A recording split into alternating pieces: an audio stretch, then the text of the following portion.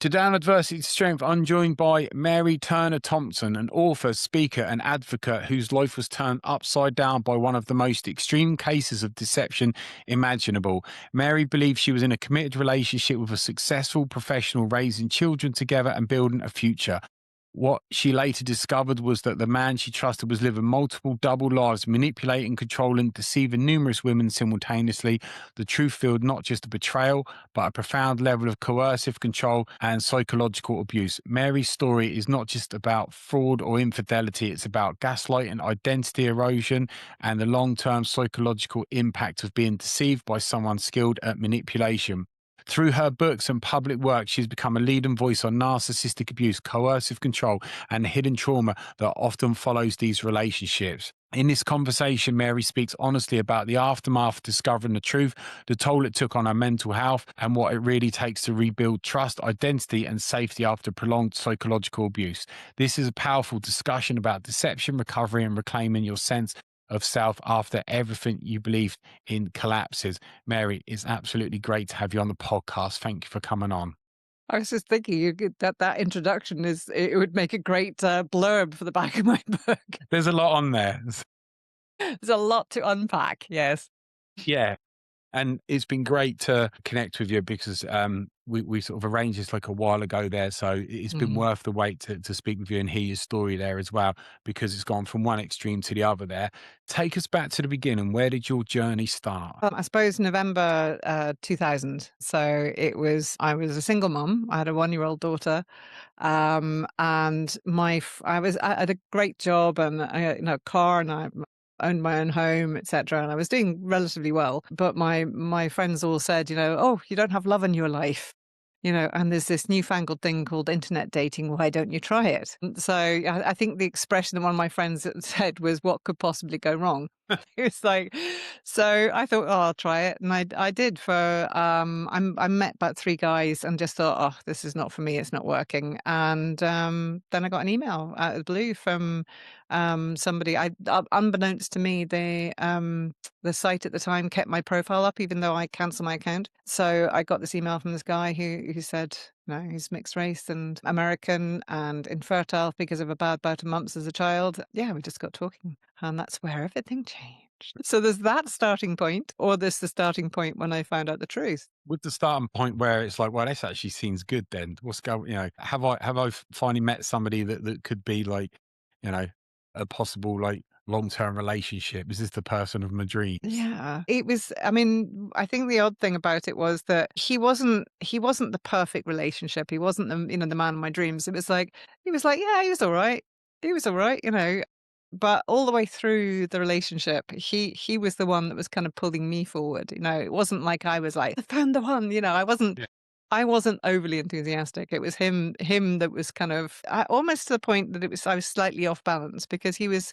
I mean, from the very first meeting, he said, "Oh my God, I feel like I've been struck by lightning," kind of thing, and I was like, "Yeah," sort of Yeah. like. I think I remember saying to him, actually, "My life is really good. Yeah, my life is really good. I don't need a relationship. If you want to be in my life, you have to improve my life, and that's a tall order." Yeah. Yeah. So it wasn't like I was just desperate for a relationship or anything else. It was very much I was living in my boots. I was doing my own thing. I was quite happy. It was more this kind of social pressure of, sort of like, when are you going to be in another relationship kind of thing. And so I kind of went with it at the beginning, particularly just because, you know, to see what happened, and just very gradually got kind of sucked in. Because you described him as like narcissistic. Yeah, I mean, everything at the beginning was love bombing. Of Everything was, course. sort of like, sent a dozen roses to my work, even though I hadn't told anyone I was dating anyone. Sort of like we were messaging all day, every day. He was constantly saying how much he loved me, and sort of like he proposed to me within a month of meeting him. Yeah, that's all the traits of a narcissist with the love Yeah, bomb and yeah, yeah, let's overwhelm the victim and get them to where we want before they realize what's going on. yeah. It's very much like a drug dealer. giving you sort of the free samples to start with, and Yeah. getting you hooked. So it is actually particularly with neurodivergent people, and I'm ADHD, both AD and ADHD. Not that I needed to explain that. Being neurodivergent as well, it makes you more vulnerable to gaslighting, to love bombing, because they match your hyper focus. So Yeah. when you are first being love bombed by them, when Yeah. you become addicted to them, and they get addicted to the attention that you're getting from them, when they start gaslighting you, not only have the normal gaslighting, but you also have rejection sensitivity dysphoria. Yeah. So when they're gaslighting you, it is actually painful. It is physically painful to people with Yeah. ADHD. So that kind of push pull love bomb gaslight is, I think the statistics are 8 times more likely that somebody with neurodivergency is likely to be targeted by a psychopath and be sucked in by them because of the.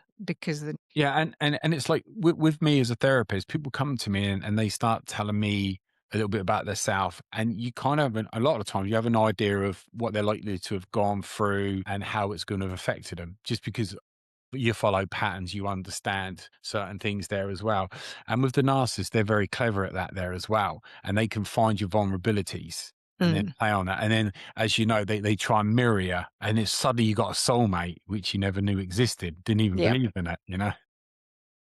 It's like with my ex was called Will Jordan, and it's at one point we had 26 of his victims on one Facebook group, and this allowed us to actually. I mean, I'm jumping way ahead in the story, but Yeah. it meant that we were able to compare notes, and the 26 of us were able to say, "What was he doing with you? What was he like with you know?" And he was a complete chameleon. He would just with some of the women he was aggressive, with some of them he was passive, with some of them just completely different depending on what the woman was looking for. And yeah, he just ticks all the boxes, of whatever it is that you think of as your soulmate. But yeah, it does very much feel like that you are completely connected to this person, that they are the one person. I blame rom-coms, all those rom-coms that actually they have, that they tell us women growing up, sort of as young girls and everything else, that you're going to meet the one, that there's going to be that one that actually, sort of like ticks all the boxes and will get you entirely, and, just totally fall in love with you immediately. And the thing is, because you're sort of sold this bill of rights that this is going to happen, the only people who do that are psychopaths and narcissists. That's it. It's like normal people. I was actually giving a speech the other day to a book club, and there was 39 women there. And out of the 39 women, I said, okay, let's have a little experiment here. How many of you, have met your, sort of felt that you'd met your soulmates? And they, sort of like half the hands went up or whatever.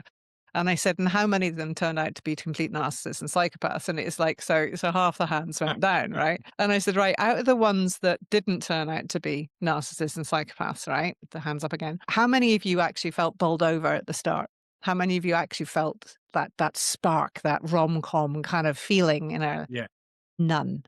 None. All the relationships that survive usually survive because they start off either as friends, or actually quite often they don't like the partner when they first meet them. Yeah. It's not the lightning strike and the love at first sight. It's a pattern of growing into that relationship, and realizing that person is somebody who's worthwhile, who stays, etc. And that's what the lasting relationships in that group were. They weren't lightning strikes or anything else. They were literally just good friends that worked. And all the other ones were toxic relationships. And Yeah. it was fascinating. And with yourself, how long was it like the honeymoon period where you couldn't do anything wrong? Because with a narcissist, as you know, it's very difficult for them to be on that level of Yeah. behavior before the mask slip. Well, Will Jordan's not a narcissist, right? So he's a psychopath. I mean, you're a therapist. Do you know the difference? Do we Yeah. need to Oh, explain yeah. the Yeah. difference? Definitely. Yeah. Nah, you're all good. Or do we need to explain the difference for the listeners? Both. Yeah. So there is my second book, The Psychopath, is my 16 years of research in psychopathy. So I'm now a bit of a layman's expert on the subject. Although, having said that, there's a very different there's different categories in whether you're in America or Canada or the UK. Sort of Right. different, because it's all layman's terms. So narcissism, psychopathy, apaths, Machiavellians, they're all part of the antisocial personality disorder category under the DSM-5. So because they're layman's terms, people use them in different ways. But the one that I agree with is that psychopath and sociopath are effectively the same thing, but psychopaths are born, whereas sociopaths are made, within the first 5 years of life, but after the first 5 years, they're effectively the same thing. Narcissists, however, are slightly different. The behavior is the same. So the gaslighting, the love bombing, the manipulation, the word salad, the reflection, the mirroring, the projection, blame and all the rest of it. It's all very similar behavior. However, a psychopath doesn't care about anyone, including themselves. They care about nobody. You can strap a psychopath to an electric chair and say, I'm going to give you an electric shock. There will be no increase in heart rate. They don't care. Right? They get the electric shock, the heart rate goes up, it comes down again. You say, I'm going to give you another electric shock. There is nothing, because they don't care that the future self are going to get a shock. They don't care. Right?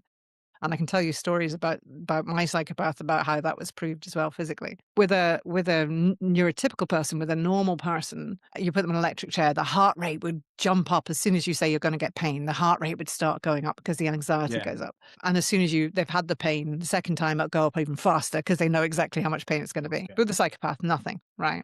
The difference with the psychopath and the narcissist is that a narcissist doesn't care about anyone except themselves. So to a narcissist, they're the only person that matters. And if you are part of their world, if you are their partner or their child, and you do what you're told, you're part, they feel that you are included, you are an extension of themselves, then they will do anything for you. But as soon as you do anything that is against them, the guillotine comes down and you are never cared for.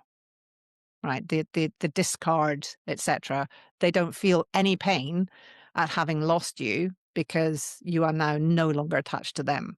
And so as long as that's where the biggest difference between a psychopath and a narcissist is. A narcissist might do the behavior, but underneath that behavior, there's churning emotions of rejection and of torment. But the narcissists are very, very emotionally damaged people, whereas underneath what's going on with the psychopath is absolutely nothing. There is nothing. They are literally devoid of emotion. They don't have empathy. They don't have that kind of connection, whereas narcissists have empathy for themselves, but no one else. That's the sort of major difference. And Will Jordan is a psychopath.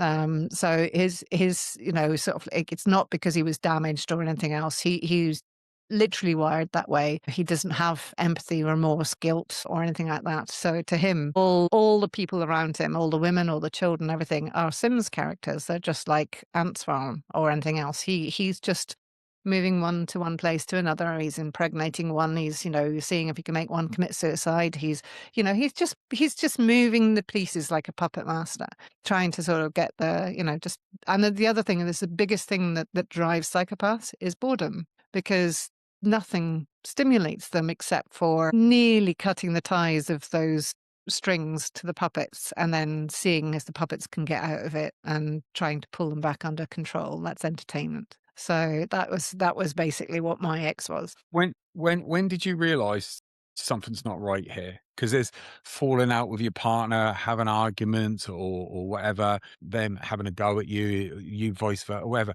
When did you realize something's not right with this guy? So within about 3 months of dating him, I realized that he was standing me up and doing things like that. And it was always, oh, well, because I can't have kids, I've spent my life chasing my career around the globe. And, my job is very important. And he was supposed to be an IT consultant. And it was the emergence of all the internets and the companies having their own major servers and things like that. But things didn't seem right. And he ran a company. And so I looked him up on Company House and I found an address that he hadn't told me about. So I drove out to the address and I found a big house with lots of antenna on the roof and children's equipment in the garden and, the high wall around it and all sorts of things.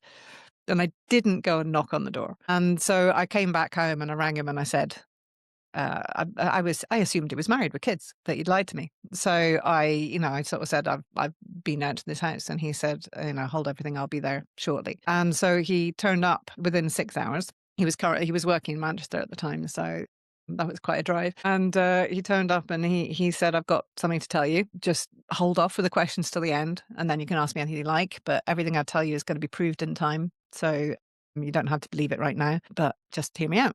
And then he went into the hallway and he spent about 45 minutes up and down the hallway talking to someone on the phone. And I was sitting going, what is going on here? He came back in and he sat me down and explained that actually he did work in IT, but he had been recruited straight out of university by the CIA. Being an American citizen, sort of he was actually working in the UK under secondment to the MOD.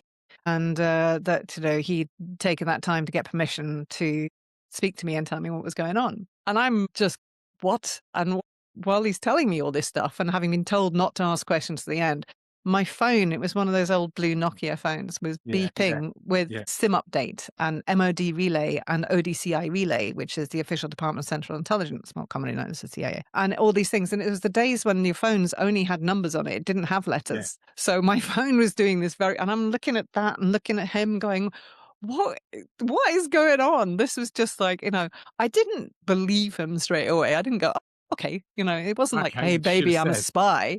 You know, it was very much, okay, so he said, "I don't have to believe any of this, that it will all be proved in time." And over the coming months, I got phone calls from people saying, now when he couldn't come, I got a phone call from some random person who would say, "Just to let you know, Will Jordan's been called away. He won't be able to make it tonight."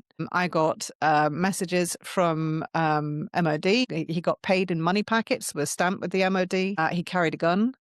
In Edinburgh, which I don't know where you're based, but it's it's I'm in very Wiltshire. illegal. Yeah, sort of like I do some podcasts and stuff in America, and they're like, "Yeah, and what's the problem with that?" Yeah, It's like, "Oh, it's not okay here." He did all sorts of things, and there was just lots of evidence of things yeah. that came. So it wasn't like I believed him straight away, but over time I started to go, okay, well, he wasn't a James Bond spy. He was one of the guys in the van. He was a very bog standard, IT employee, but just for an extraordinary organization. And so I started to accept it after a few months. I started to accept that this is what he did. And I wasn't allowed to tell anyone. And there wasn't anything that was, necessarily untoward.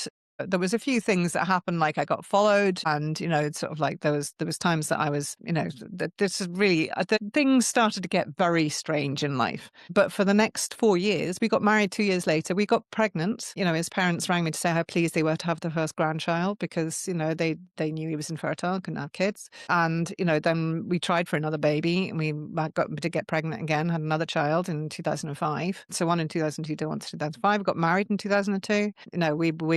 We moved house. We were living in a very nice house. He got a job. He decided to leave. Long story short, this is why I had to write a book about it. But the long story short is he tried to leave the CIA. And in doing so, he got a job for a big software company. He was earning £10,000 a month. He was making lots of money. But then somebody he was now a civilian, looked up the database of where he was working and found his real name, somebody that he'd done a previous mission for and was involved in, recognized him. So looked up the database, found his real name, found out where his wife and children were living, and then proceeded to say that this person was going to kidnap our kids and rip bits off them and send them to the post unless we came up with money. So all his salary started going towards paying this guy off. I sold my flat. I sold my life insurance policy. I sold everything I could get my hands on to keep the 3 kids now safe. And I basically, it was like a shark's feeding frenzy. And I managed to get my hands on about £198,000, which went to this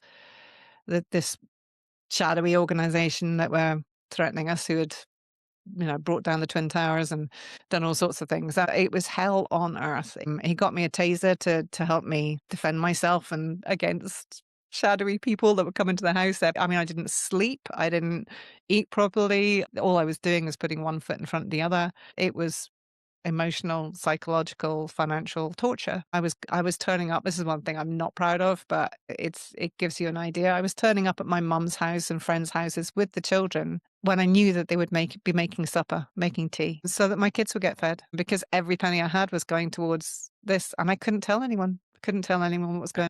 He's not going to be, he's like saying, well, we can't go to the police over this. No, there was nothing that I was totally trapped in this. But the But the thing thing was, is, it was never, yeah, it's going to be all this money. It wasn't the fact that it was going to be that amount of money. It was always just going to be, it's going to be another 1,000 or another 2,000 or another 5,000 or, be there etc. forever. But it would have been forever. And what happened eventually is I moved out the house we were living in because I couldn't pay the rent. And I moved in with my parents, which point I gave them the taser back and said, if they come for me, they come for me. I'm not having an illegal weapon in my parents' house. And I was, the baby was born 2005. So this was my son was born in the midst of all this. So I was also pregnant and stressed and terrified, and I had nothing left. I had literally nothing. And he contacted me again saying, "We need to give these people £5,000. They're threatening my life and everything." And I was I have nothing left. And he said, "Can't you borrow some money off your family?" And I just went. I knew at that stage it was never going to end, and I just went, "No, they're not gonna come off the family, and I'm done." It was like I once saw a pigeon in the garden, and my dog saw the pigeon and went running towards the pigeon, and sort of the pigeon was just exhausted, and you saw the pigeon just go, and then it went, "Come get me." It just gave up. It just said, "Eat Really? me," because I have no energy to fly anymore. And the dog screeched to a halt because it wasn't a vicious dog, and she screeched to a halt and then stopped and looked at me and looked back at the bird, and sort of like, but I always remember that bird going, "That's exactly how I felt." Sort of like, and I looked after the bird and I made sure it got home. It was a racing pigeon. I made sure it got home to its actual owner. I looked after it. But that's how it felt. It was just like, "Come get me. I'm done. I can't do any more." Sort of like, and I just, it wasn't that the children, do you know what I mean? It was like I was hoping we'd moved, sort of like hoping that they just wouldn't know where we were, because there's no reason they would know I was at my parents'. So there was, and I just said, "I can't." So he sort of vanished for a bit. He got another job. I was keeping in touch and just, etc. And then I got a phone call. A few months later, I got a phone call from, again, cutting a long story short, I got a phone call from his other wife, who rang me, and she said, "Yeah, I've been married to him 10 years longer than you have. And I have 5 children to him. My nanny has 2 children to him. I know of all these affairs he's had. We knew at the time of 10 children that he had with, sort of 6 of them different women or something. We now know of 14. And yeah, he's a psychopath. He was literally manipulating me to rip me off for money and just playing his game, cat and mouse game, see how much he could get." And I don't think it's even about the money. I think it was just how much that was just a measure of the control he had. Did you confront him? Well, initially, what happened was the wife drove up to see me. We Where was talked. she from? She was from down, but she was sort of in England, basically. She was just sort of driving up from England. Yeah, yeah. And but she sort of drove up, and we talked for 12 hours. Compared notes. She showed me photographs of her children that were like, it's like the Midwich cuckoos. They all look alike. It's quite terrifying. My now, at the time, my children were 7, 4, and 1. Yeah. So my daughter before him was 1 when I met him. So I was with him 6 years, and my 4-year-old and my 1-year-old were his children. So a daughter and a son. And my 4-year-old had 3 4-year-old siblings. So when he first wrote to me that email saying that he was infertile from mumps as a child, he was sitting in a house with his wife, who was pregnant, and his wife's nanny, who was also pregnant by him. And there's another child as well. And it's just like, and the parents were in on it, and the parents, just they'd spent Christmas with the other wife and the children just months before they rang me to say how pleased they were to have the first grandchild on the way. They must have a lot of issues going on there south. Well, they don't now because they're both dead. They basically, he got 5 years for, the crimes against us, basically. He had 2 wives and 5 fiancés at the time he was arrested. He is actively impregnating women to rip them off for money. Just it's a practical step, getting a woman pregnant, because then she's much more likely to supply you with funds, because it's the father of her child rather than just her boyfriend, who's much easier to walk away from, whereas it's much harder. I've got this round the wrong way, because the mothers of my children, it's all cost me lots of money. Yeah, but that doesn't necessarily. I mean, the statistics are that only one in 4 psychopaths are female. But I don't know your partners and the mothers of your children. I'm not saying they are. Most of them are all right. All of them. Some better than others. Yeah. So but yeah, I think there's probably more likely half and half. I think women are better at hiding psychopathy than men are, because they're taught how to emulate empathy much better. So what happened then after the 12 hours, and you've like done comparisons there, and you probably don't even know what day of the week it is. He's not knowing that you know this. No, she asked if she could.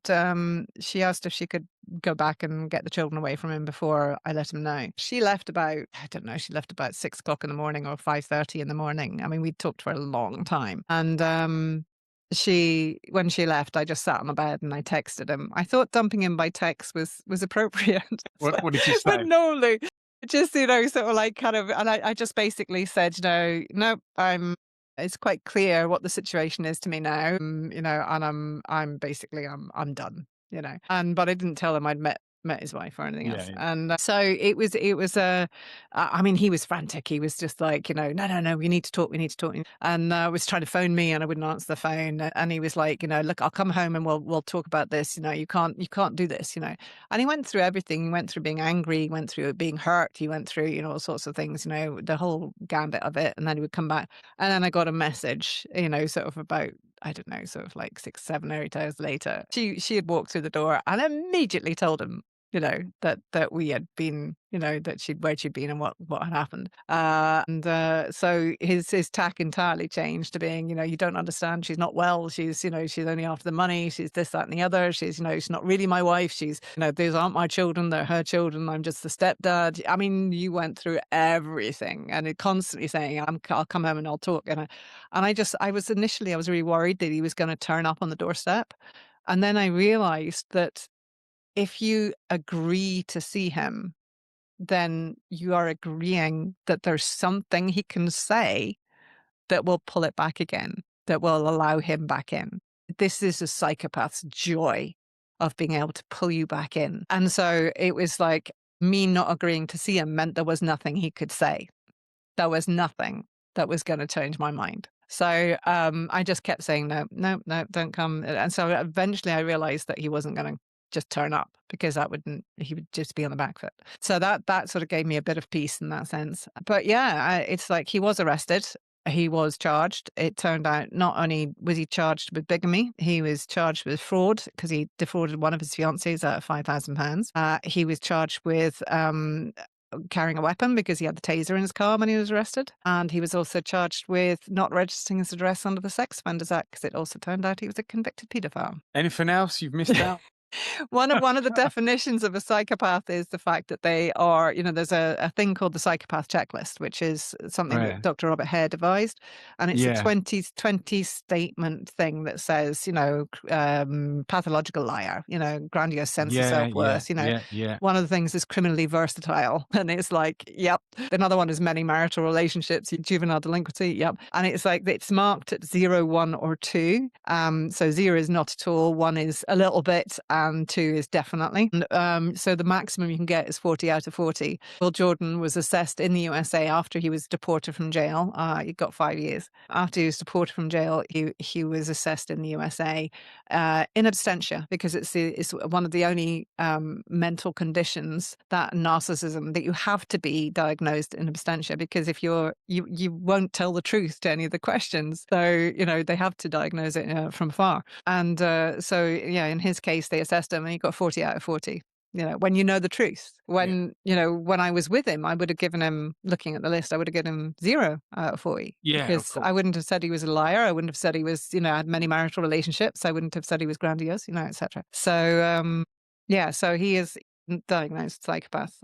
Is there a particular reason as to why he is a psychopath? Because there's different theories on it. Did something happen in their childhood? Was it were they born with a condition there? Did they suffer an injury? John Wayne Gacy, Yeah. they think that he become a serial killer because when he was a toddler, a swing in a park hit the back of his head. I Mm. think that's possible. So I wonder if you got any It's thoughts. possible that there's 2 points in your brain above the ears and sort of slightly further back, where if I take my finger and I just snapped it in front of you, you'd wince, your head would move Yeah, I've back. got That moment, that it's like 2 hot needles going into your brain. You don't feel necessarily physical pain. I do, yeah, because my empathy is off the charts. sure, So yeah, I have a very, very high chemical empathic response, but psychopaths don't have that response. They're born without it. In fact, all children are born without it, but psychopaths are born without the capacity to gain it. So in the first 5 years of life, you learn empathy from your peers, from your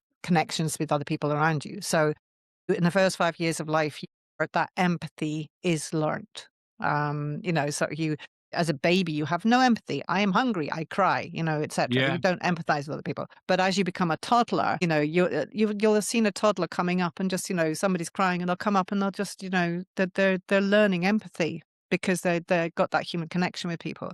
If you are brought up in the first 5 years of your life with no taught empathy, Yeah. you will become a sociopath. Right. Right. So a psychopath is born, they don't have the capacity to develop empathy because their brain doesn't work in that way. You can see it in an MRI, right? A sociopath is born with capacity, but it is never developed. And if it isn't developed in the first 5 years of life, it never will be. So it might have been the hit on the back of the head with John Wayne Gacy. It might just have been the fact that he was a psychopath. All right. Yeah. But that's sort of first 5 years of life. And after that, a psychopath and a sociopath are exactly the same thing. It's just one is made, one is born. Yeah. Yeah. And that is, I'm 100% convinced that's the case with Will Jordan. I don't think he was. I know that there is an element of genetics involved here, and I think probably his father was a psychopath and his mother was an apath, which is somebody who has empathy, turns it off for the victims of the psychopath so that they don't become one themselves. Yeah. And that's So what he did to you. yeah, That's what he did to you. yeah. So that I think that's where this comes from psychopathy, and it's just the more you find out about it, the more it's like a cat playing with mice. It's not personal, and this is one of the reasons why, as you can tell from talking about me, I have no trauma with regards to this anymore. Writing the book really helped that, but then also reframing my experience as something that helps others. Stopped it from being a bad memory. It's now something that I know does good in the world. Sort of like not only from my writing, but also the other things that I do now with my life that I wouldn't have done if this hadn't happened. Yeah. So that's reframed my experience into something positive. But so there's a lovely there's a book by John Ronson he wrote called The Psychopath Test. Which is really done well. That he wrote because he met me, and he's actually reissued the second edition now. That has a prologue to it, which an introduction, which says, "I wrote this book because I met Mary Turner Thompson." That's what it says in the first line. And because when he was interviewing me, he said, "How are you so relaxed about this?" And this was within 6 months of finding out the truth. Yeah. And he said, how come you are talking rationally about this and you're not utterly destroyed by it? And I said, because I'm the zebra that got away from the lion. And he went, what? And I said, well, there are psychopaths. It's not personal. Psychopaths are like cats playing with mice. It's nothing to do with the mouse. It's entirely the predator's game. They are entirely chasing whatever mouse comes into its view. It doesn't matter if it's a rich mouse, a happy mouse, a pretty mouse, whether the mouse has babies. It doesn't matter to the predator. It's not personal. It is purely the predator and we're the prey. And I would rather be like the zebra that got away from the lion. I would rather spend the rest of my life celebrating the fact that I got free rather than mourning the fact I got caught. So by seeing myself as a zebra that got away from the lion, it means that I can kind of go, do you know what? I got away. And that's good. That's how I see it. Not a victim. Yeah. And John actually said, when he saw that, he said, there are lions in society. And I went, yeah. And he went out and researched the psychopath test and wrote that book because of that. But yeah, so it's I think having that kind of philosophy of I'm not going to be a victim. I was a victim of CSA, childhood sexual abuse, as a child. It stopped when I was 6 years old. From the age of 6 to 26, I tortured myself physically, emotionally, psychologically, because I had allowed it to happen. At 26, I realized that what happened to me stopped when I was 6 years old, and everything I had done from 6 to 26, I'd done to myself. And that's when I kind of went, okay, I'm never going to be a victim again. I am never, ever going to allow anyone to steal any more of my time. So when this happened, and it's very similar, it's grooming, abuse, from the very first email he sent me, it was all about setting me up to abuse me. And so when I found out the truth, I went, I'm not spending another 20 years torturing myself because I got caught by a predator. I'm going to spend the next 20 years of my life, which I have. It's now 20 years, doing something positive with it. So that's why. And that's why I recovered so fast, because I'd already taught myself earlier in life how to. Do you think that was just something you could naturally do yourself? Because for me, somebody that's been through your set of circumstances come to me for therapy, I'm thinking they could be here a really long time, deal with what you've been through. Yeah. Well, I think when I was, I didn't tell anyone about the CSA until I was 17. And I said it out loud, and the person I said it out loud to went, oh, watch the pearls. It's like, oh my God, that must have been awful. And it was the worst thing someone could say to me, because it was not the reaction I had at 6 years old. So there must be something fundamentally wrong with me that I hadn't thought that I had participated and actually enjoyed being part of the game that this guy had been playing. You know, youngest of 4 children. This was an adult showing me some attention. Yes, it was wrong. I'm not saying it was the right thing to do. It was very wrong. It was very damaging, etc. But the way I felt about myself was that I was the bad one. Yeah. You know, so the reaction didn't help me at all. So when I went to university, I looked and said, is there a counselling service here? Because somebody else turned around to me and said that they were a victim. And they said no. And I said, well, I'd like to set one up. And they said, well, we don't think it's really needed, because this is the days when, you know, the early 90s, when people only just starting to talk about this stuff. It was very, very new. Not new that it was happening, but new that people were talking about it.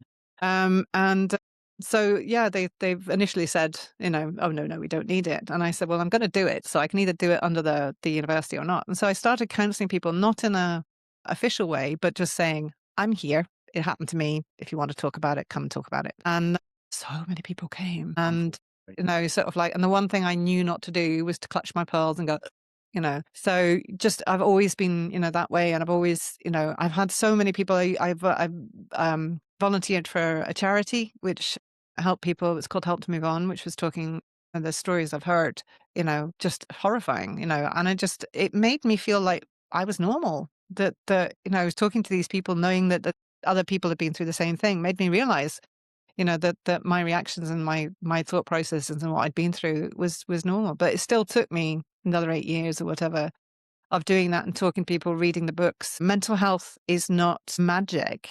It takes work, just like physical health does. You know? And it's like, you don't get cured of mental health, no more than you get cured of physical health. You have to actually actively work Yeah. at it to remain physically healthy. And the same with mental health. So it's about reading the right books and having the right attitude and surrounding yourself with the right people, and, you know, making sure you get enough sleep and enough health, you know, all the other things, you know. And it's, you know, it's one of those things that I in the job, I've got the hiccups, I'm sorry. In the job that I do, you know, with helping people write books, it's still doing the same thing. I'm still effectively counseling people, but it's counseling them through bibliotherapy now, instead of necessarily just through talking therapy. But I've never had any training, apart from trauma. I mean, trauma informed training, but no, never actually counselling training. But yeah, so I think I did it for myself. Basically, I basically just tried to find kept finding different ways of doing it so that I could actually survive myself. So yeah. Yeah, that makes sense, because I understand exactly with yourself and what you've been through there. So sorry about the dog barking, by the way. She's just been quiet all the way through. Right, don't worry. It's absolutely fine. But it's with a lot of that, with the people that's been through like CSA, like myself, it's a work in progress. You're always working on it there as well. Yeah. So for me, I think you've just got some inner strength that a lot of people just don't have. There's something about you, your mindset, the way you deal with things. A lot of people just wouldn't be able to do it. I don't think it's just, I don't know if it's just unbelievable mindset or some great genetics that you've got there as well, to be able to overcome what you've been through and deal with it in the way to go on to achieve what you've done.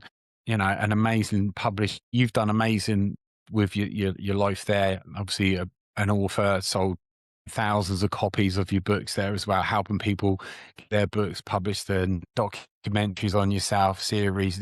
It's been amazing. You've achieved so much. You must be pretty proud of what you've done and what you've overcome. I know that my mother would be incredibly proud of me, and that makes me very happy. I don't know. So I don't really. I am proud of some of the things I've done. Yeah, sort of like but it's not like, you know, oh, look at me, how great am I? I don't mean it. I'm much more humble than that. I'm glad. I'm proud of what my books have done, if that makes any sense. Yeah, I think my mum would be really proud of me, and that makes me really happy. She was she would have loved the fact that I'm an author. She died within 6 months of me finding out the truth with Will Jordan. So she died in 2006 as well. So it's like straight after finding out my husband was a big and Mr. Con man, that I'd lost everything, that, you know, etc. I then also found out my mum was terminally ill, and she was the best person in the world. I was incredibly lucky to have a mother like her. And she taught me resilience. She taught me a lot of things, but it was her that said, you know, so I went to a bookshop, and I've always loved books. And I went into a bookshop and I said, I want to read a book about this. I've just found out my husband's a bigamist and a con man. He's actively impregnating women to rip them off for money. And the bookseller went, you know, his brain Don't had put just yourself in fused. that. And he went, "It's not been done. There isn't a book like that." So I'd sort of said that to my mum, and my mum said, you know, "If nobody else has written it, you need to." So I went into a publisher and I said, I'm going to write this book. And they grabbed it with both hands, and it was Random House, because basically I was the first bigamous wife ever to write a book about being a bigamous wife. It had not been done before because people were too embarrassed. And they said, you know, so friends of mine said, "Are you going to write it under your own name? Like there was something I should be ashamed of." And I was like, "Yeah, of course. You know, there's what have I got to be embarrassed about? You know, I haven't done anything." And I get that the idea is, you know, well, you were, you know, so you were humiliated, you know, and the person who said they loved you conned you, you know, and it's like, yeah, but that wasn't me. I didn't do anything, you know. It's like I all I did was Yeah, be in you love did with your someone, part. you know? Yeah, Yeah, you did your part of it. So, you know, whether you and were it's, trying you to know, fund or not, you were still being the honest, truthful self. You yeah. can't do any more than that. But it's also, you know, the having that shame that people have when your partner Yeah. has an affair and you feel shame. You know, uh, that's worrying about what society thinks you're not up for. I don't get it. I don't understand, you know, where that comes from. And it's like one of the things that I love and I am proud of is that people read my book and they write to me saying, "Thank you so much because you've changed how I see my own Yeah. life." And there's a lovely expression which is, "A good book will change how you see the world. A great book will change how you see yourself." I've now Yeah. got the cat joining in. So sorry. Never worked with children and animals, as I say. But you know, the fact that people write to me, there was one woman who wrote to me a few years ago, and it's still, you know, if she was the only person who ever read my book, it would have made it worthwhile. And she wrote to me and she said, I was about to commit suicide and then I read your book. And I just thought, wow. And, you know, I always try and write back to people as much as I can because they've taken the time to read my book and say something, then, you know, Yeah. obviously I'm going to write back to them. The amount of people that have said, you know, that just hearing somebody say, you know, "This happened to me and, you know, I have nothing to be ashamed of. You know, I'm happy to share all this information." And it's like, yeah, yeah, I was naive, you know, sort of like, but that's not a crime, you know, and nobody should ever, ever, ever have to feel bad about having been a victim of a crime, you know, to have to feel shame Yeah. about having Yeah. been a victim of a crime. It gets forgotten Mhm. that you're a victim of a crime. That gets lost. Yeah, that was wet and just jumped on me. At least you know this is real life. That's what it's all about there. Yeah. No, I mean, it was a crime, and actually, you know, I do think nowadays, I mean, coercive control is now a crime, but it wasn't in 2006, and so you never got done for that. The interesting thing is, somebody once said to me, "Is that do I consider um, basically if somebody lies to you, so if you are having a relationship, you are married for instance, and you have an affair and you know if you tell your partner that you've slept with someone else that they won't sleep with you again, right? So you don't tell them, okay? Then effectively you know that their consent has been nullified. You know that although they're giving you consent, the consent is not there because you know if you told them the truth it wouldn't be. So effectively that's sexual assault, isn't it? Okay. If you know somebody's consent would not be there if you told them the truth, then you are assaulting them. Okay. Does that make Yeah. sense?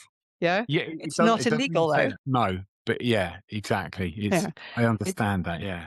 it's not illegal, but it means that in my relationship, if I'd known he was already married, if I'd known he was already had lots of children, that his wife and his nanny were both pregnant when I first met him, if I had known these things, let alone known that he was a convicted paedophile, I would never, ever, ever have consented to touch Yeah. him, let alone have sex with him. So Yeah. every single time I had sex with him, I consider sexual assault Yeah. Yeah. No. because Yeah. it was sleeping with the enemy. Basically, that's I mean, I don't have trauma with regard to that, but it's when people look on a relationship when they realize that they have been lied to and that's how it affects women. Is it's not just and men.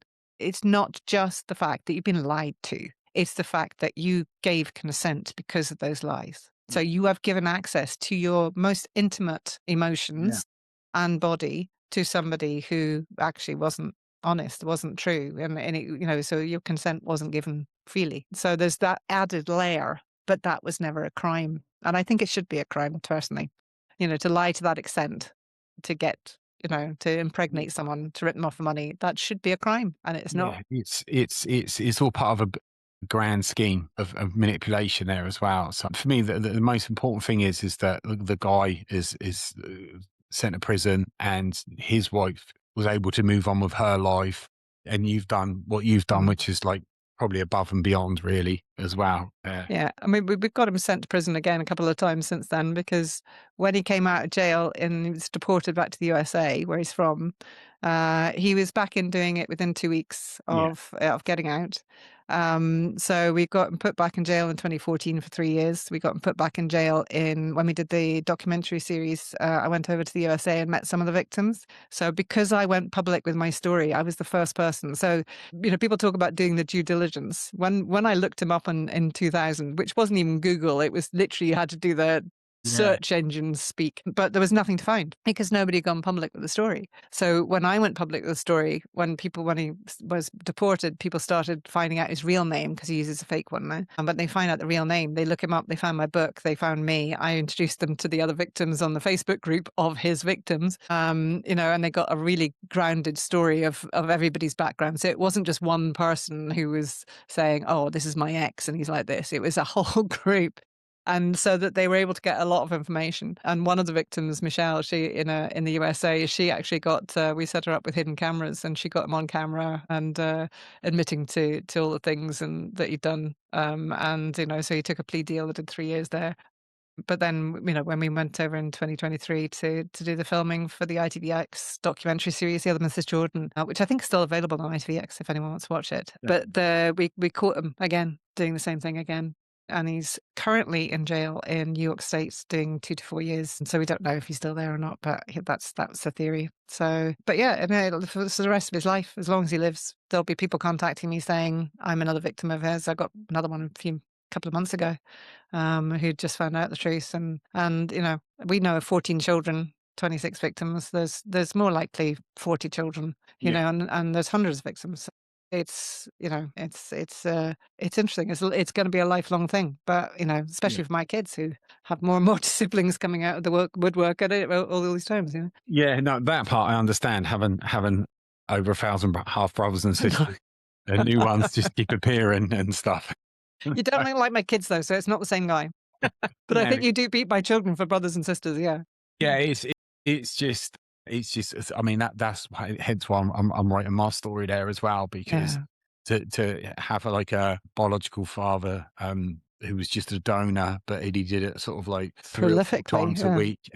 This is the 70s, so there was no rules or regulations. There's no internet there as well, so he used to Yeah. pay quite a lot of money, working his way down Harley Street, donating there, and obviously years later we were not able to connect there as well. I mean, I even worked as a doorman in a nightclub that one of my sisters worked in the bar as. Wow. It was at different times. Yeah, but it's the connections there. Yeah. She was from the Midlands, so you Uh-huh. could have easily ended up dating my own sister and been none the wiser.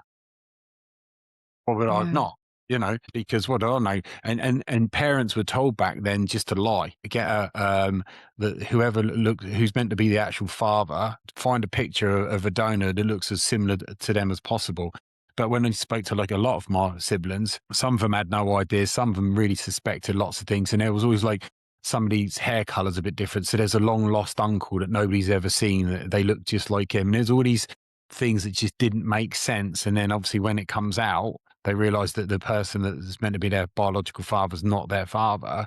All these Yeah. things make sense literally in an instance. Probably similar with yourself there. Yeah. All the pieces Makes come the together in connections. one go there as well. And with like the whole siblings, it's like some are in our like WhatsApp group, some are really into it, some come, some leave, some are not that worried, and there's ones that are just not interested. Okay, it's fine, It's very similar with Will Jordan's children. It's like I told my children the truth from the very yeah, first day I found out the truth. Obviously, my 1-year-old just grew up knowing, but the 4-year-old and the 7-year-old, I sat them down and told them. And one of my friends actually said that's tantamount to child abuse, because you've got to let children grow up loving their father and everything else. And I'm like, no, they needed to know the truth from the very beginning, because I've watched enough EastEnders to know that if you don't tell them, they're going to come back having dated a half sibling, etc. yeah, And yeah, it's, so I did tell them the truth, but there are some of the mums who don't. One of the mums has told her daughter that her father's dead. And, one day she's going to do a DNA test and she's going to find her other siblings and she's going to be very, Yeah. very disappointed in her mother because her mother lied to her. You, And it's like, I've spoke to like on like Ancestry, there'll be a new sibling that appears, and I've contacted them and said that, this is it. I've said I can give you the information if you want the information. Some do, some don't, and I've provided the information, which is what I was given there from some of my other brothers and sisters. Even though the DNA evidence is there, and then there's photos there. One of my sisters, when I sent her a picture of our biological father, she said the second I see our biological father, Peter, I knew straight away. She hmm, says, you always got these doubts and stuff. She said, but the DNA is completely different to what my supposed father is. But you will get parents that a lot of them will deny it, then burst into tears and admit everything. And then hmm. there's one, even when there's more evidence than the OJ trial, they will just be in denial. They will never, ever accept it. And they're trying to scam you. Pretty much everyone, apart from me, is all like middle class, quite well to do, good jobs, business, or plenty of money. Scam you for what? Nobody wants anything there. And with like joining the group, it's there as much as people want to do it. Nobody really posts in it unless there's like a meet in London, towards the end of the year that we do a get together or something pops up or whatever. And that's Yeah. pretty much it. And what I found is that when I found out all these brothers and sisters, they're all messaging me, I had about 10 or 11 people messaging me all at once. And then after like a few days, it just settles down and everyone just goes back to their everyday life. And it's a bit different because it's not like they're long lost brothers or sisters. They're It's at very similar to the group, with real children's victims. It's sort of like flurry of activity, and then it Yeah. sort of like just all calms down. We don't talk to each other for 6 months, and then there's something Yeah. else happens. But they're always there. They're always there if you need Yeah. them. Which is Yeah. useful. And Yeah, it's and I identify very well with what you're saying. Is what I'm saying. yeah, it's very similar there because you've got like biological connection there, but they're still complete strangers. Mm. So it's not like Davina with long lost like family and what have you. Yeah, so you just kind of get used to it and then you get on with your life there. But I'm closer to several of my sisters, Mhm. 100% closer to them. They feel more like my sister than the one that I grew up with that I don't speak to anymore. And she was a different Different donor. donor. Yeah, she's Right, different okay. donor, but she's the one that just lives in denial with everything. You know, Yeah. but yeah, I've got like some brothers that are great. One of my brothers, I'm really close to. He's brilliant. Feels like a proper brother. Uh-huh. It's just crazy there. So, you take it for what it is. Yeah. I can't wait to read your book, I have to say. It's like, I'm looking forward to it. I think you've got such an amazing story there. I don't know. I'd love to put mine next to yours and see what's got the most in because I think you might win it actually. I I thought that don't know. I think you've got quite a lot going on there. I mean, there's a lot that we've already talked about that is not going to come into the podcast. But I think there's sort of like something that is worth unpacking, and yeah. I can really see it being successful. Your book. So yeah, it's I'm very happy to help. One of the things that I don't think we've actually mentioned, I don't know because we did mention it before we started recording, Yeah. is that one of the things I do now, because I found writing the book so incredibly cathartic, I actually started 2 years after I found out the truth. I started a company which is now called The Book Whisperers, and we help other people write books, whether they've never written before, whether they're writing, whether they're wanting to, whether they've already written a book and they want some help with the publishing or the marketing of it. We have a community of writers and authors that come together to peer-to-peer support and, just whatever it is, we fill in the gaps of anything that they don't know. So if there's they know everything and they've got it all sorted, but they just want some help with their KDP account or something like that. We do it on a straightforward basis and a not-for-profit social enterprise, so we don't charge massive amounts of money. Helping other people write books and help people using writing books to heal themselves and everything else is just Yeah. the most incredible career. They tell you things that they don't tell anyone else. And it's such a privileged position, but I actually have a product at the end of my Yeah. therapy that this Yeah. person can say, I never have to tell anyone my story again. I can literally just, here it is. I can put it on the shelf. And if someone wants to know it, I can hand them the book. So yeah, it's incredible. And I love my career. I think it's brilliant. So, and that was massively helpful as well in the speaking and the writing and the helping other people write is just incredibly healing. I don't think you could do any more than what you're doing. I turned 60 last year. I was diagnosed as ADHD on my 60th birthday last year. And that was a revelation. It was just like, and I thought, oh my God, to be 60 and find out oh, now that makes sense. I mean, I was playing the piano at 4 years old, started playing concerts when I was 11. So when I'm conned and abused by someone, I then go, right, I need to find out what was going on. I need to understand this. And that's my neurodiversity. That is ADHD. Psychopathy came my hyperfocus to the point I then wrote another book about it. And it's like, so I am able to concentrate I mean, they say it's attention deficit and hyperactivity disorder, but my attention deficit is totally incorrectly named. Not happening because I can't concentrate on it that long. I'd last a couple of minutes. So I can literally do the 5 minute clean and then I'm done. But if I do the 5 minute clean, I get a dopamine hit that allows me to do more. But I know that I can't just do tasks that other people can do, but I can concentrate for 8 hours straight on studying psychopaths or on, helping somebody write a book or, etc. So I have incredible, it's varied concentration as opposed to attention deficit, I'd say. But that in itself, I think really helped me. It's definitely Yeah. helped you. It's So definitely it's been amazing talking to you. Absolutely. I've loved every second of it. I think you're an amazing person. The strength, the courage, how you view life, how you overcome it, how you've gone on to do what you've done. It's exactly what a podcast is about and so much more with yourself there. Genuine honor having you on there, Mary. I've loved every oh, second. Thank you thank so you. much. Oh, thank you Thank for having you. me. I've really enjoyed the conversation and I can't wait to read your book. Well, once I get it finished, it's all yours.